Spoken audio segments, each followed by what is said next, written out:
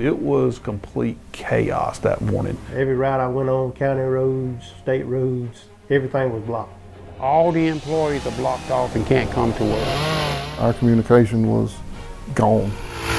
I just started cutting the first thing I see. They're just going. They're going on instinct. There's an actual legitimate reason why you do not need to drive around these barricades. Overwhelming at times, but you just got to focus on the main goal. I've never been in the air in a helicopter in my life. We pushed nearly a month of some long hours. Seeing what we were able to accomplish in a short time frame, it's just amazing. Hey everyone, I'm sure you've seen the forecast. Hurricane Helene forecast to impact our area. And they did a great job of getting us prepared. They told us that the impacts would go well into Georgia. But the mindset was it was going to be central to the western side of Georgia. I figured we would get some wind and a good bit of rain like we have before, but nothing like District 2 received. We approached it like any other event. Chainsaws ready, front end loader ready, had fuel. I don't know that any of us were truly prepared for it being a Cat 1, all the way up through Augusta. In the hours before sunrise on September 27th, Helene tracked further east than initially anticipated, bringing wind gusts up to 100 miles per hour to east central Georgia. And I just could feel the roof. All the power went off in my building.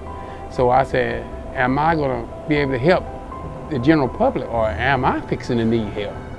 It sounded like a freight train coming through. I thought a tornado come through the house. I just remember hearing it, and I looked outside, and it looks like the trees were almost touching the ground. And I was like, this ain't good. I was like, this isn't good. And I didn't expect the winds to be this heavy. I was up, all night. I couldn't sleep because it was worse, than expected.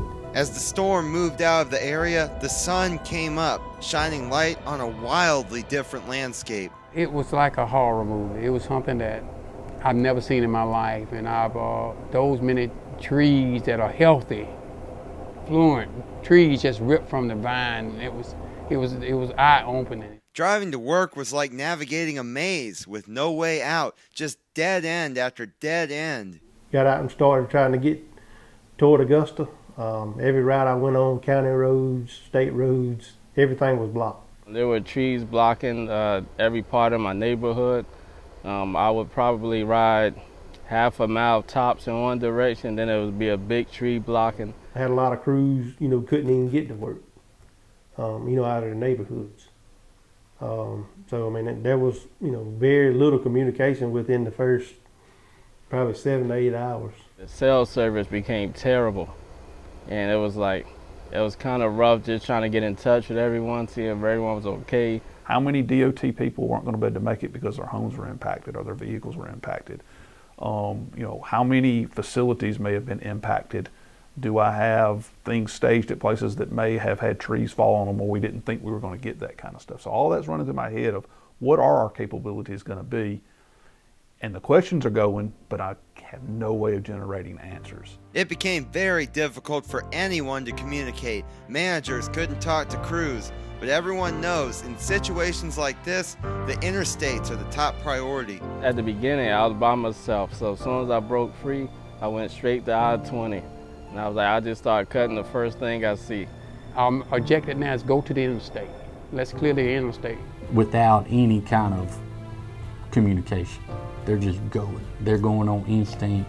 The attack plan was just attack because it was like wherever you turned, it was a tree, and it was like you didn't even really have time to come up with like a true plan. It was just like, hey, we got to get this tree out the way so people can drive. As workers started clearing the interstates, district leadership was still in the dark about just how bad Helene impacted us. So you'd get a phone call and you'd start talking to somebody for a few minutes and then you'd lose them. And that's where it got really frustrating. We were out. Didn't realize it at the time, but it wasn't from a lack of trying. The towers were not working. There was a lot of having to, basically have runners. Hey, meet up, go find out what's going on with that part of the crew and bring me that information, and then them trying to bring that back in. By afternoon, the picture started getting a little clearer. I-16 was just severely impacted with trees down. Just trying to get a hole punch through to begin with was difficult enough. First step is to get that first 12-foot width through there so we can get emergency vehicles and things like that and get the roads open a little bit, and just that way people can still somewhat get around. It was still very treacherous. Our main concern was I-20. We started pretty much at the Warren County line and worked our way all the way to Augusta. Georgia State Patrol came and helped us. We had to hold traffic back for a good amount of time, really cause some traffic jams, but we were able to get all lanes open in both directions. Now it's just to the white line and the yellow line, but we're able to get it open by the end of the day. Which the first day it ended up being working till probably midnight that first night. The debris, just one piece of a very large and complicated puzzle. We're seeing a lot of drivers just blowing straight through the stoplight. That's not what you're supposed to do. You're supposed to treat it as a stop sign in all directions. But just don't do what that car did. You're trying to follow the right traffic patterns because the light's out. Everyone's supposed to take turns. And of course, everyone doesn't do that. We took one county at a time, assessed the damage, wrote up what we needed to do, what we could do at the time, and just move forward. A lot of these errors we can't even get to because of the damage.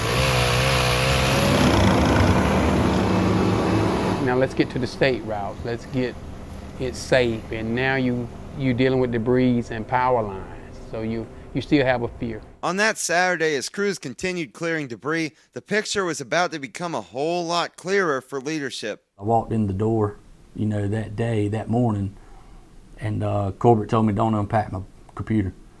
So you're going in the helicopter ride with Michael. You and Michael going with GSP. And I've never been in the air in a helicopter in my life. I was kind of nervous, We basically flew the route at each route. So we wasn't just flying over them. We were riding them 300 feet up in the air. They got a good look. That was probably the biggest and best thing that happened for us to get information collected district-wide on what was going on. They spent most of the day in the helicopter. We were able to see what the crews had done.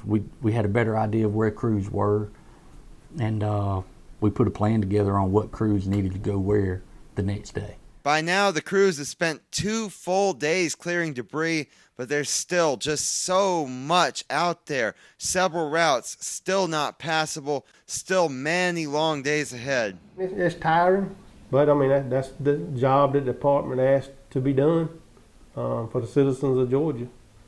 You suck it up and do what you got to do. And we just worked together. It was a team. It was time to be a team. It was time to not say your county, my county. It was all one GDOT unit, and that's what we focus on. When all hands were in, it's easier to work because you see everyone's doing their best, and that helps motivate the next man. We work the state routes, we a little bit at a time, but you can kind of see it clearly. By the end of the 3rd day, nearly all routes became passable. On Monday morning, Governor Brian Kemp and other leaders, including Georgia DOT Commissioner Russell McMurray, visited Augusta. We are mostly passable now unless there is power lines still. So that's an amazing feat just to get, a path that you can get through because there is so much damage. Hey everyone, we have a few spots in our district where we have signs like this. They say, road closed to through traffic. We're not just putting those signs up to mess with you. There's an actual legitimate reason why you do not need to drive around these barricades. We had roads closed 2 weeks after the storm, either because of power lines being wrapped up or because the road had washed away because of some type of drainage failure. With all the maintenance staff busy, Georgia DOT entered an emergency contract with a contractor to repair State Route 296 in Jefferson County. You have a school right down the road. We knew they were getting ready to go back to school too, so we were able to get it open prior to the schools opening back up. Just because most routes were passable, that didn't mean the long days were over for crews. Honestly, things were just getting started. They pushed debris away from the shoulders and repaired signs across the district, working from sunrise to sunset every day. You may work all day, at DOT, trying to clear the roads. You go home, you don't have any lights, you don't have any running water. you know, you're tired. You're like, I would really like a shower, but you can't do it at the moment. They're out there busting their butt every day for the public and going home basically to nothing. And they did it day after day after day. I put in a lot of hours, but our folks in the field put in way more hours and worked through much tougher conditions than I did. So just thankful for their service and their dedication of making things happen for us. We continue to see widespread power outages across the city of Augusta, and I need to remind you guys again, with most signals still not working because of power loss, crews created and put up temporary stop signs so drivers would get the message that you need to stop at a non-operational signal. Now, the focus turned to repairing those signals, so when the power comes back, those signals will start working again. Signals are in the Augusta area are taken care of by both Columbia County and Richmond County. And so our signal crews pretty much focused on all the other signals around the district. Augusta became the focus. We had everything else pretty much handled. Crews from 4 other districts and a contractor helped repair signals in Augusta, where hundreds of signal heads needed to be repaired. There's a lot, and it was overwhelming at times, but you just got to focus on the main goal, you know, set a plan in motion and move forward. All these boxes you see, our District 2 signal shop has gone through them in just 2 days. Signal production greatly increased after the district survey crew learned how to build them. Once you build 1 or 2 and kind of got the hang of it, seemed to go pretty smooth for them. Learning curve was pretty quick, but we got some intelligent folks and some good teachers over there, and before long our location crew was part of the signal crew, and it allowed our signal folks to get more of those experienced people in the field instead of building signal heads. Because of this major effort, crews finished repairing all signal heads in 10 days. I never dreamed we could get that much done in that short amount of time. To be honest, it seems like the days just start running together. It just seemed like it was routine now. We pushed nearly a month of some long hours.